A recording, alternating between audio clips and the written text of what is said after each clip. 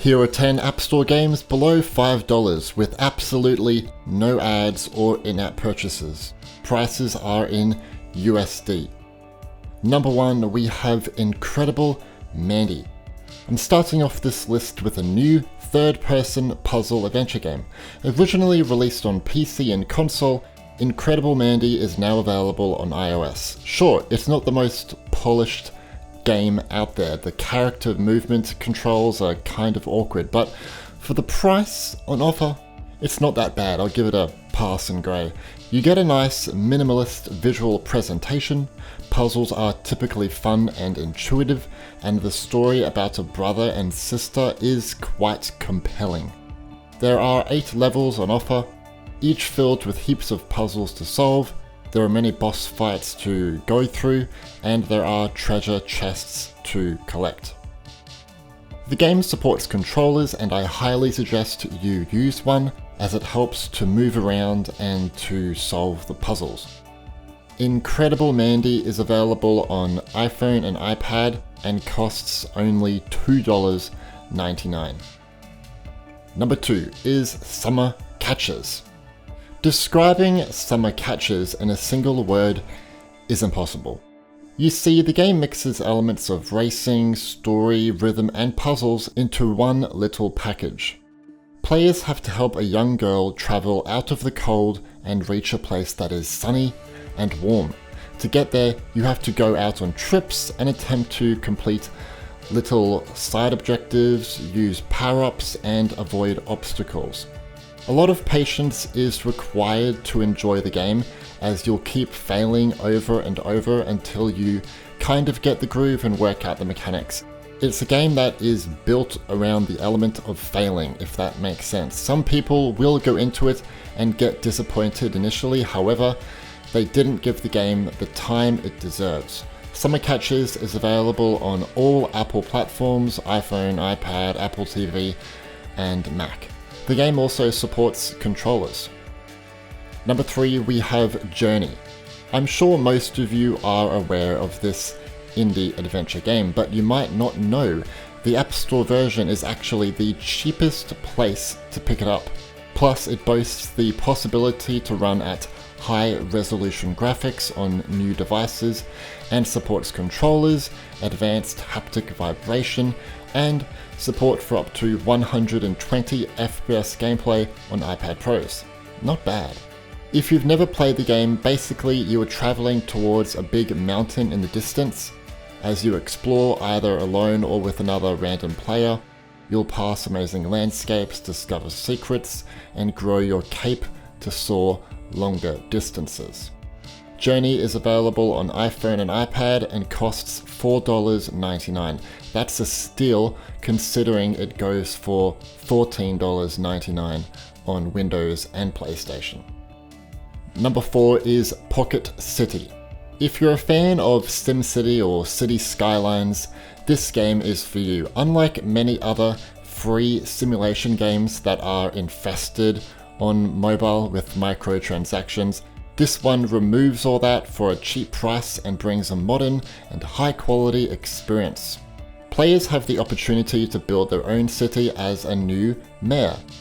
You can create residential, commercial, and industrial zones, build parks and recreation spots, and respond to crime and disaster alerts. Pocket City is available on iPhone, iPad, and Mac, and costs $2.99, basically the price of a coffee. Number 5, we have Teslagrad. Here is a really solid platformer with a pretty art design, well thought out sound, and very unique platforming gameplay. You can use special powers to move platforms, float, control creatures, and so on.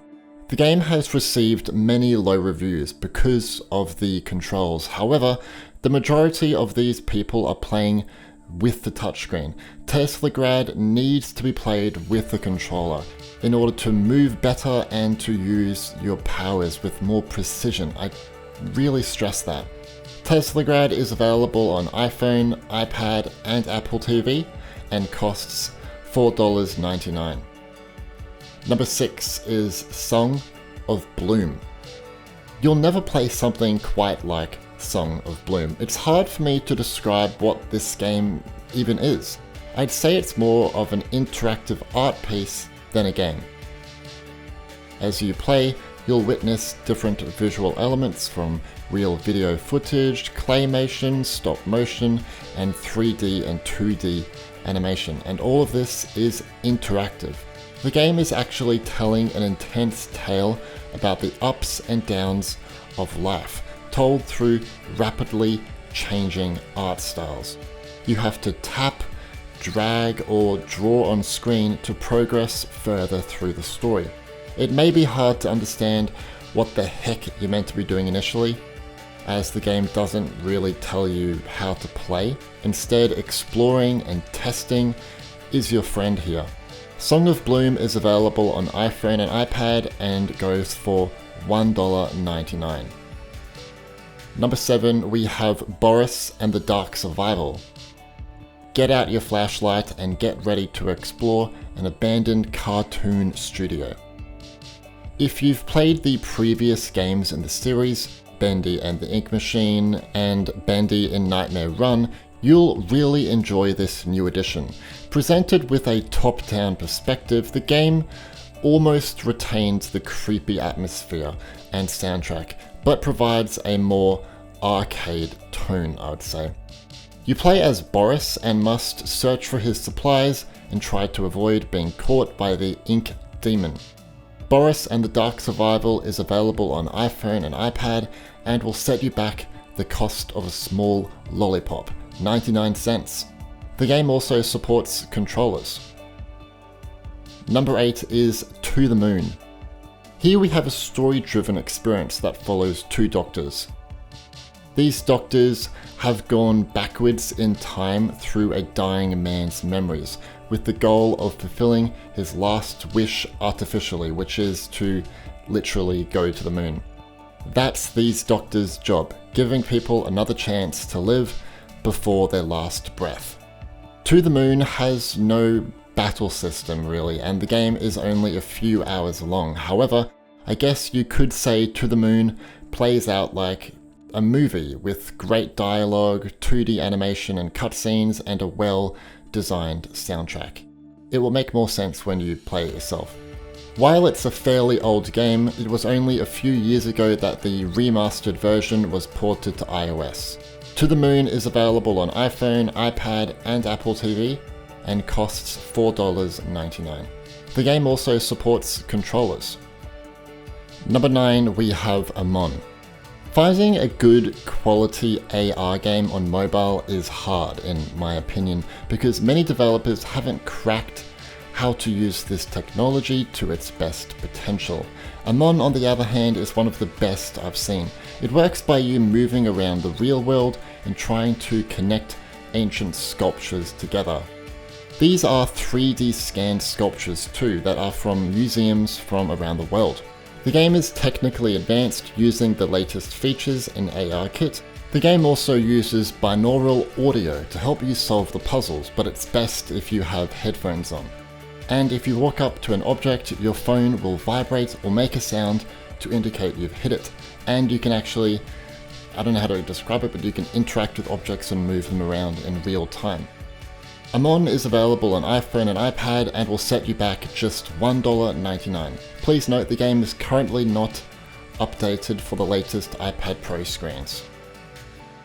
Number 10, we have BADLAND 2. The original BADLAND was one of the most gorgeous mobile games back in its day, but BADLAND 2 takes the series further with new features, stunning levels, online events, and big improvements on the visual side. It's also one of the first games to utilize 3D touch support, which is now replaced with haptic touch in new phones. And it was one of the first universal apps, meaning your progress would sync between your iOS devices and Apple TV, which was pretty big back in 2015. Anyway, BADLAND 2 is available on iPhone, iPad, and Apple TV, and is incredibly cheap these days at only 99 cents. That's the price of a delicious McDonald's Vanilla Ice Cream Cone. Please note the game is not updated for the latest iPad Pro screens, but it is for the latest iPhone screens. The game also supports controllers.